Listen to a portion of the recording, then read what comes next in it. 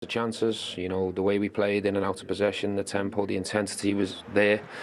Obviously we make a costly mistake and the players at the top and the best teams punish you for their mistakes. I know that better than anyone. We have to admit that Aston Villa gave us a fantastic game, but delighted for the players. It's an important 3 points, especially coming back from a Champions League. In the life now you have up and downs, and you have to be strong mentally, keep in your line, keep with your ideas and keep working. And I think now I am enjoying all the work. If we perform the way we did the first 60 minutes, then that's a team that the manager would be proud of, and as players we would be proud of. So we need to keep fighting, keep grafting for him. He's aware there's a lot of noise, we're aware there's a lot of noise, but the criticism should come our way and not the manager's. From my position, I keep fighting, keep leading, keep trying to change this. I'll take whatever criticism and pressure comes my way. I'll always do that and accept that.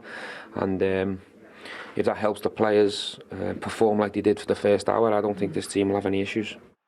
We'll come on to Gerrard and Villa shortly. A bit like Arsenal, Chelsea had to ride their luck today, but their outstanding outfield player is there. Yeah, especially in the first half when Villa were massively on top. He stood up and he showed leadership qualities. He got on the ball. He showed moments of quality, which were rare for Chelsea. He's a terrific talent. He can play anywhere. Sometimes his versatility, well, he plays all the games. I mean, the fact he can play everywhere helps him. But today he played as a number 10. Early in the game, great awareness. Yes, a mistake from Mings, but you've still got to put it away. You've got to have the awareness to anticipate the mistake, and he did. Look at that, left foot, right foot, doesn't really matter. The thing when he plays central is he knows how to find space, whether it be drifting a bit deeper, like here, little nutmegs, gets him on another attack. This ends up with Sterling into the bar.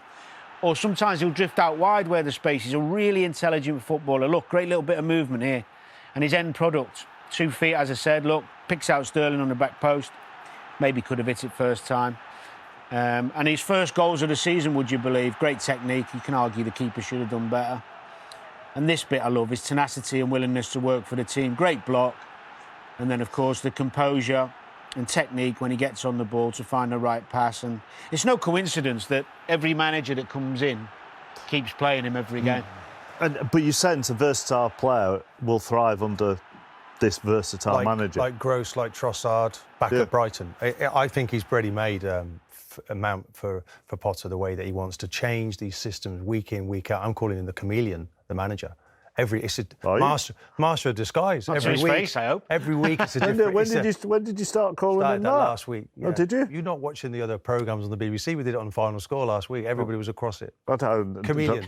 He changes his system, chappers, every week. And actually, to move it towards Villa, I actually feel that's the best I've seen anyone play against a Graham Potter team, because he's been that good with his tactics, the way they've played. And Mount is seamless in whatever system he plays. And Sterling as well, you have to say Sterling as well. Yeah. They've been quite magnificent under his management. I'm working when Final Score's on, so that's why I can't watch it. He's got a lot.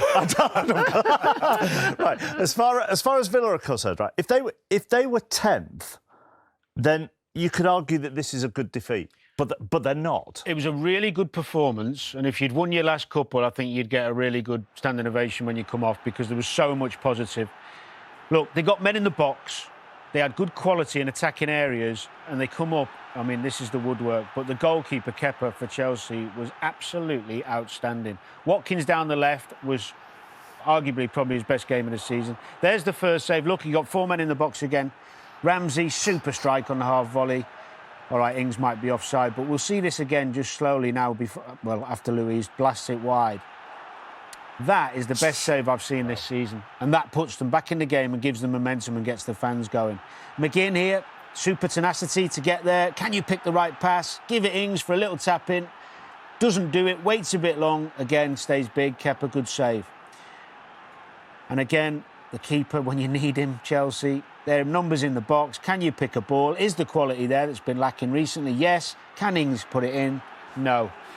But for 60 minutes, the manager's right. If they played like that against lesser opposition, they wouldn't be in the position they're in. But can they transfer those performances against City and Chelsea against teams that come and sit in and give them a bit more respect? There's There's some big games coming up for Villa this week. There are, but I think actually now that Watkins, Ings and Bailey are playing in the front three, I think that is more convincing than Coutinho and Buendia. Yeah. It's this fixation a little bit with Coutinho and the quality he has, I get that, but I feel these three bring a better balance.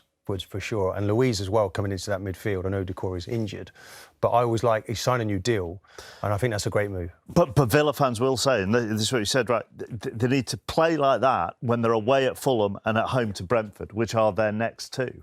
Well, they're so frustrated at what they've been watching because it hasn't been great in terms of shots on goal and goals scored that some of them are going to need a lot to be convinced back onto the positivity of Steven Gerrard. So, as I say, it's a huge week for them. Just one thing on Chelsea quickly. Graham Potter, decisive half-time, not happy. 2 substitutions made a difference.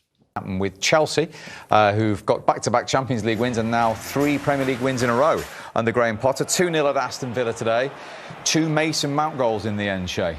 Yeah, we spoke about Mings as a terrible header. He's got it all wrong. I think he's headed on the way down, Steve, and it's just fallen on the plate for Mason Mount. You know, he's a brilliant player. He's not going to miss this chance. You know, he just got this header totally wrong, and it's the early part of the game. It's very early stages of the game. They get their noses in front, Chelsea, and Mason doesn't miss from there. Brilliant finish. He hadn't scored before today. He got 2 today in the end, Michael. Yeah, free kick was the second one. It must have had a lot of movement on it because you have to blame the goalkeeper there. It's on his side. It doesn't really go in the corner either. He stands where he was. He just catches it. But must have had a bit of movement on it. Great free kick from his point of view. But I know Shay's here, but I'd be blaming the goalkeeper for that one. Okay. He's giving me a look there. Yeah. You've seen that. It wasn't me, you know. It wasn't me. 4 wins in 21 games now for Steven Gerrard. He's accepting responsibility.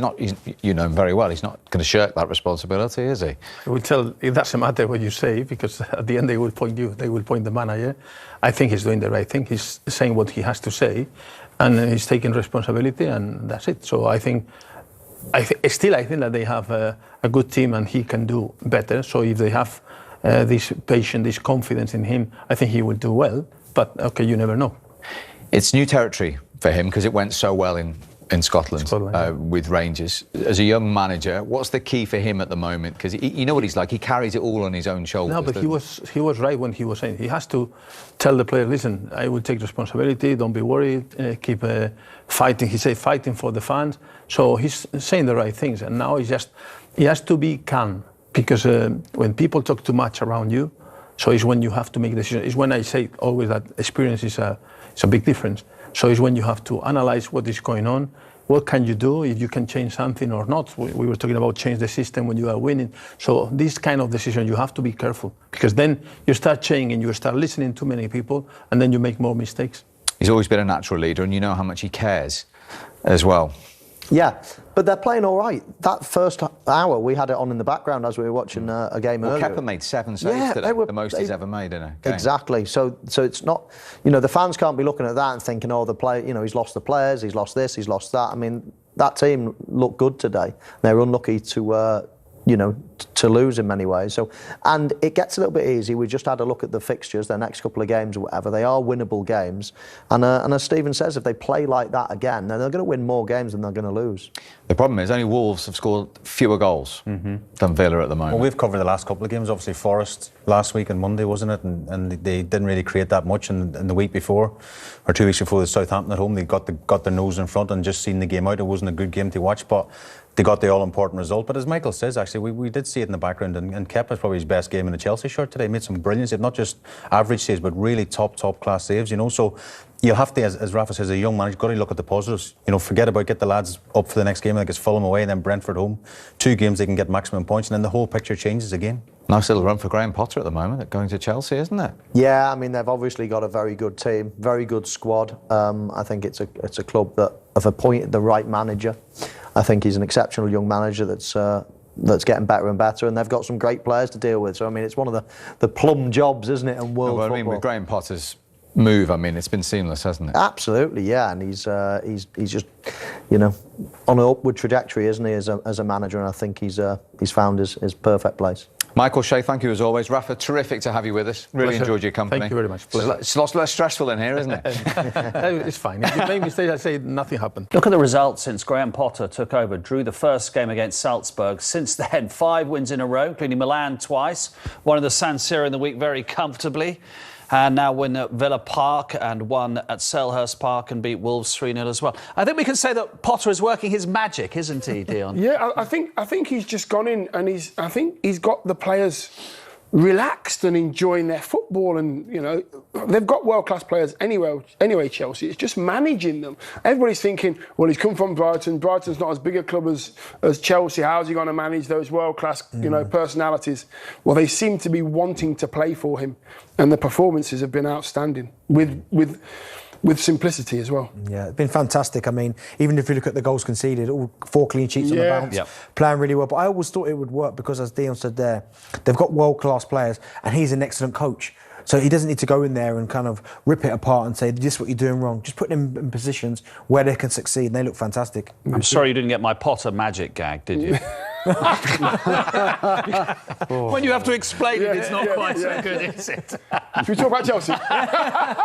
Mason Mount's the only outfield player to have started every game. And listen, he was not alone towards the end of the Thomas Tuchel era to look a bit disinterested and a bit off his game. He looks like, Gareth Southgate was there today. He will be thrilled with the World Cup a month away, the form that Mason Mount's in. Yeah, maybe started off the season a bit slow, but he's in red-hot form at the minute. His goals that he got today, he's getting involved, he's assisting people, really nice assist last week. But he's all-round game, and you'd have to say, Graham Potter seems to have trusted him, Thomas Tuchel's trusted him, Frank Lampard got criticism, he trusted him, because he's a top player. He never shirks responsibility, and he always gives you 100%. And I think he's been absolutely superb this last few weeks under Graham Potter. He seems to be the player that the players older than him are looking to him. Get the ball to Mason, get the ball all the time. I don't know where the keeper's going. Where is he going, Martinez? I don't know. He's either going for a programme or a hot drink or something. I'm not sure, because he's done himself, hasn't he? But what he's done is set up the wall perfectly. And now what you're doing, you're asking the person, right, can you beat the wall and me? What he's done is he's just beat the goalkeeper. He's just kicked it straight in the goal. He's actually run behind the wall, I don't know why he's gone to his right. The ball's gone where he was. Yeah, it's almost like he doesn't trust the wall that he's set up. So he's put the ball in position and gone, that doesn't look right. And as he's gone to look, Mason Mount's hit a free kick, but the ball's gone in the middle of the goal. Yeah. He's got to save it. Yeah. It does seem as if Kepa is number one at the moment, doesn't he? And rightly so. Potter described his performance as world class. We know how he had a pretty difficult start, which is why they bought Mendy, but he was fantastic today. Superb. Save after save, but top quality saves as well. Not camera saves, ones that he's keeping the ball at the back of the net. He's been sensational. And as you said there, Poogie, he's had his critics, but he was sensational today. Yeah. Just, you know what, when you're a defender, you know your goalkeeper's going to make saves like that. Me and Benty were thinking, well, that's probably a bad header as well, but he is only 5 yards out and the keeper's still kept it out. Great reflexes. Yeah, and he's I think it sounds silly. When he first came, he was very slender and thin, and he didn't want to come out and catch. Seems like he's put a little bit of muscle on. He looks stronger. He's backing himself a bit more. That's why he's number one. Just want to show Chris a Ben Chilwell challenge in the first half, which we wondered might have had a greater sanction than was actually applied during the game. What do you think? Yeah, this was checked by VAR. You can see that Aston Villa player goes tumbling to ground. Cautioned by Rob Jones, the referee, and as I said, checked. I think because he's low and he catches him, that saved him from a red card. I think if it had been higher, it certainly might have been asked to go to the screen and have a look. He's out of control, isn't he? There's no question of that. Yeah, but I think because his foot slides across the grass and never really leaves the playing field, I think that's why he gets a yellow. But as you said, if he'd have lifted it even an inch, I think he could have gone. Yeah, I think yellow's about right, to be fair, not red.